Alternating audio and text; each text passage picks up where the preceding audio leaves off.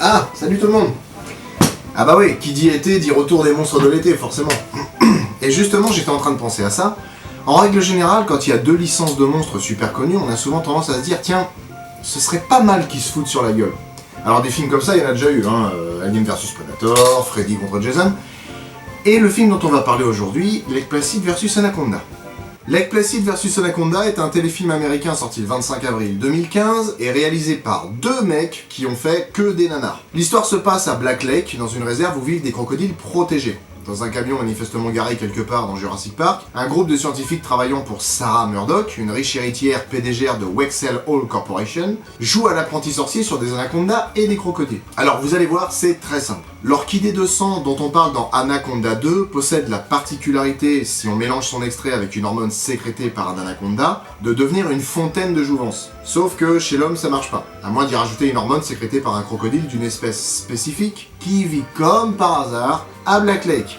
Donc Murdoch a pas trouvé mieux à faire que de mélanger les ADN de ces deux animaux afin d'en faire un hybride. Alors ça peut paraître con, mais en fait, ouais si c'est con.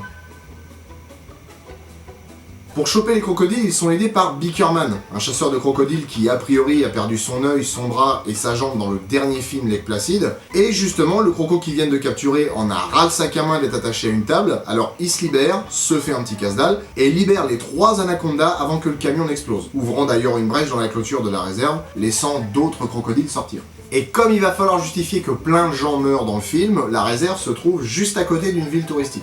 Et d'ailleurs, quand le maire apprend que des gens commencent à disparaître, il demande à la shérif de la ville de ne rien ébruiter, parce qu'il y a des élections bientôt. Ah, ben ça c'est bien de voir un film avec des stéréotypes. Ça change.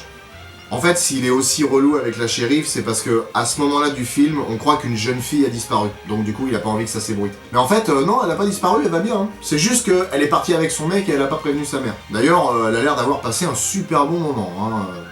Tu me trouves vraiment intelligente. Ah oui, c'est sûr qu'à poil, oui, t'as l'air plus intelligente, ouais. Bon, y a pas un croco qui veut les bouffer, là? Moins fort. Moins fort.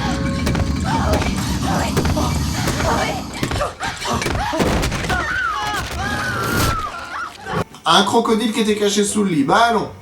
Bah allons. Bon, je vais aller chercher quelque chose de plus fort que de la bière, parce que... La shérif et son équipe examinent les restes du camion, ainsi que l'intérieur du crocodile mort pendant l'explosion. Et tout ça sans gants. Mais je peux aller vous chercher des gants? Non, c'est inutile, merci. Mes mains ont déjà touché des choses plus dégoûtantes. Ouais, alors, non. Hein. Je suis désolé, mais c'est pas parce que t'as déjà touché des trucs dégueulasses dans ta vie que tu peux mettre tes mains dans l'estomac d'un crocodile. Surtout un crocodile qui a bouffé quelqu'un. Maladie, contamination, tout ça, ça te parle pas, non? On voit ensuite le gardien des eaux et forêts que je vais appeler Parker Lewis, parce que c'est Parker Lewis, qui met une amende à un chasseur qui va forcément mourir parce qu'il est gros. Non mais c'est absolument pas une vanne, hein. Il va vraiment se faire bouffer par des bébés crocodiles. D'ailleurs, ils attaquent à une centaine, tous en même temps et hors de l'eau. Bon, ça n'a pas plus de sens que le reste, mais en même temps, la logique, à ce stade, on l'emmerde.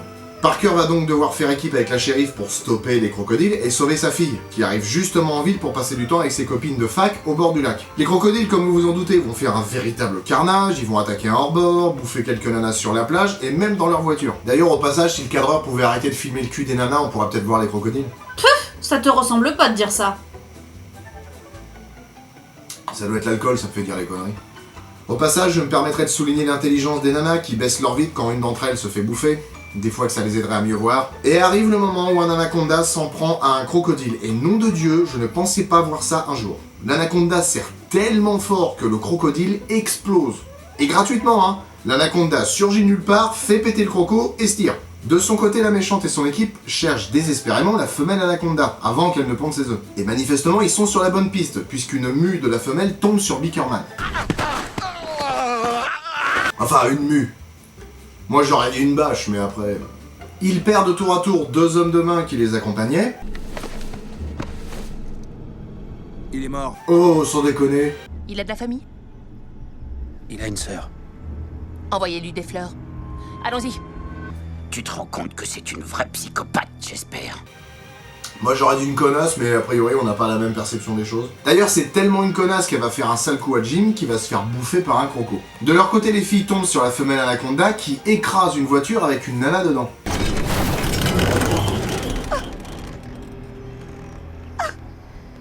suis désolée, Tiffany. Arrête, t'as fait tout ce qu'on peut espérer de quelqu'un comme toi, t'as rien à te reprocher. Qu'est-ce que je vais dire à papa maintenant? Il venait juste de me l'acheter, cette voiture.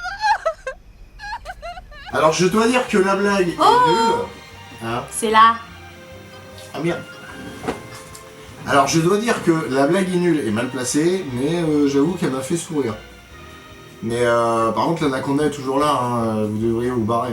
Finalement tout le monde va se retrouver devant deux crocodiles qui mangent un anaconda, moment choisi par la méchante pour faire un long laïus. Ces serpents sont la propriété de la Wexel Corporation. Vous le tuez, et je vous colle un procès qui mettra la ville de Lake Placid sur la paille. Ah bah maintenant Lake Placid c'est le nom de la ville. Dans le premier film c'était le nom du lac. Y'a pas un croco qui peut les bouffer eux? Et à partir de maintenant, accrochez-vous parce que la suite des événements vole des tours à elle toute seule. La femelle anaconda découpe un crocodile en deux. Le crocodile restant jette le mâle anaconda dans les pales d'hélicoptère qui était censé venir chercher la femelle serpent. Et tous les personnages restent immobiles à regarder ça, c'est admirable. La femelle anaconda avale le dernier sous-fifre de la méchante. Ah tiens, c'est un plan qui me rappelle quelque chose ça. Mais comme il est encore vivant, il dégoupille une grenade et il a fait exploser. La méchante est arrêtée, les crocos ils sont revenus dans la réserve, et les œufs de la femelle anaconda éclosent, laissant entrevoir de beaux crocacondas. C'est toujours marrant de parler de ce genre de nanar, mais à chaque fois qu'il faut que j'aborde la partie technique, je suis un peu emmerdé. Parce que je sais, à part dire que c'est de la merde, je sais pas quoi faire d'autre.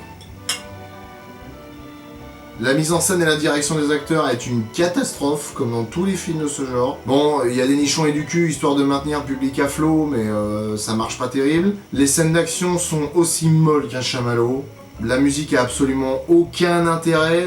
Les armes sont des armes d'airsoft. C'est vraiment trop cramé. Et puis c'est pas les impulsions qu'ils donnent pour faire semblant que ça tire qui va les rendre plus crédibles. L'humour est vraiment lourd. La blonde du groupe de filles, c'est exagéré. Bon, par contre, je dois avouer qu'il y a une blague récurrente de l'adjoint du shérif qui demande à chaque fois à la radio si c'est bien elle qui lui parle alors que, bah, il y a qu'elle. Ça, à la rigueur, c'est plutôt marrant. À la rigueur, et c'est plutôt bizarre de dire ça, les effets spéciaux du film sont pas si mal.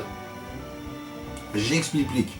Quand on parle de nanar fait avec quelques millions de dollars, la valeur étalon n'est pas la même que pour les films conventionnels. D'un film à l'autre, les effets spéciaux peuvent être catastrophiques ou potables. À force de voir ce genre de film, on a l'œil qui s'habitue. Bon, me faites pas dire ce que j'ai pas dit, hein. Les trois quarts des plans sont affreux. Mais il y en a quelques-uns qui passent pas trop mal. Et par rapport à la moyenne de ce genre de film, ça reste correct. En gros, ça revient à dire, il y a une fois où j'ai eu la chiasse. J'ai perdu 18 kilos, j'en ai foutu partout. Et il y a une autre fois, j'ai eu la chiasse. J'ai juste eu un peu mal au bide et j'ai pété 2 fois. C'était moins grave que ce que j'imaginais. Au casting, je dois avouer que y a 2 surprises. Robert Englund, dont le rôle le plus célèbre est celui de Freddy Krueger. Oh la vache, c'est pas facile à dire. Krueger, dans la saga des Griffes de la Nuit. Et d'ailleurs c'est con mais le rôle lui colle tellement à la peau qu'il a jamais eu d'autre proposition que de jouer dans des films d'horreur. Et fait intéressant, il a joué dans le Crocodile de la mort de Tobe Hooper, le même Tobe Hooper qui a réalisé Crocodile en 2000. Corinne Nemec, pareil, le mec a démarré dans Parker Lewis, ne perd jamais, qui était génial comme série. Mais il collectionne les films de merde, c'est affolant. Bon, il a joué dans Stargate SG-1, dans Dumbo Drop, et il a joué dans Drop Zone avec Wesley Snipes, et Yancy Butler d'ailleurs, qui joue le shérif. Elle a pas fait grand chose de notable à part Kick-Ass et Chasse à l'homme avec Van Damme, et elle a joué dans beaucoup de nanars. C'est triste hein, d'en arriver là. Enfin, faut bien manger. Du coup, ce sera tout pour Lake Placid versus Anaconda. On se retrouve dans 2 semaines pour un nouveau chef-d'œuvre.